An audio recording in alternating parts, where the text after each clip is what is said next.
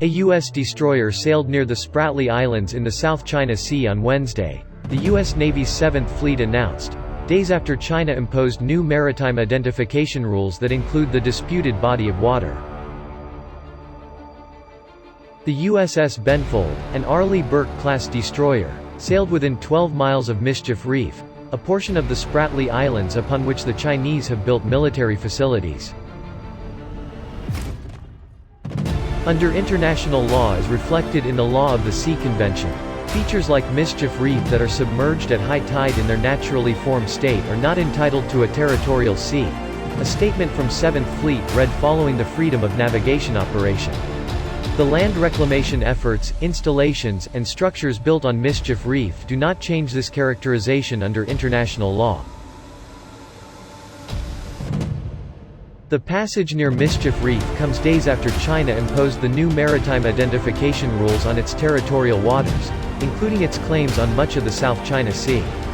On September 1, China instituted a new rule that requires many ships to identify their names, call signs, current positions, next ports of call and estimated times of arrival with Chinese authorities upon entering the country's territorial waters.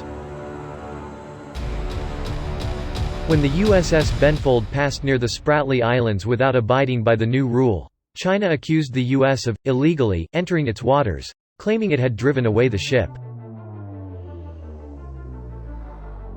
On September 8, the USS Benfold guided missile destroyer illegally broke into the waters adjacent to the Mischief Reef of Nansha Islands without the approval of the Chinese government, Air Force Call. Tian Junli, spokesperson for China's Southern Theater Command, said in a statement. The Air Force carried out follow-up surveillance and issued a warning to drive it away. The activity has seriously violated China's sovereignty and security, the statement said, adding that it is ironclad evidence that showcases the U.S.'s hegemony and militarization of the South China Sea. The U.S. 7th Fleet dismissed the Chinese statement later Wednesday, calling it false. The 7th Fleet said it is the latest in a long string of People's Republic of China actions to misrepresent lawful U.S. maritime operations and assert its excessive and illegitimate maritime claims in the South China Sea. U.S. Secretary of Defense Lloyd Austin has repeatedly said that China is the pacing challenge for the U.S. military, as the Pentagon shifts from fighting the wars of the Middle East to meeting the threat of China's growing assertiveness in the Pacific.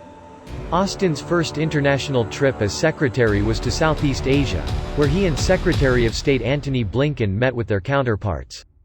In late July, Austin said that China's claim to the vast majority of the South China Sea has no basis in international law. Underscoring the U.S. efforts to challenge China's claims to the international waters, the Carl Vinson Carrier Strike Group is also operating in the South China Sea. The strike group is conducting maritime security operations, strike exercises and other types of training, the Navy said Wednesday. The freedom of all nations to navigate in international waters is important, and especially vital in the South China Sea, where nearly a third of global maritime trade transits each year, said Rear ADM Dan Martin, commander of the Carl Vinson Carrier Strike Group. The argument over the American presence in the disputed sea spread to Twitter, where the editor-in-chief of state-run Global Times, Hu Zijin, said, "Hopefully when Chinese warships pass through the Caribbean Sea or show up near Hawaii and Guam one day, the U.S. will uphold the same standard of freedom of navigation. That day will come soon." The Navy Chief of Information hit back, saying, "The U.S. Navy has upheld the standards of freedom of navigation longer than the PLA Navy has existed." The Navy then tweeted links to articles in recent years about Chinese military ships passing near Guam and Hawaii.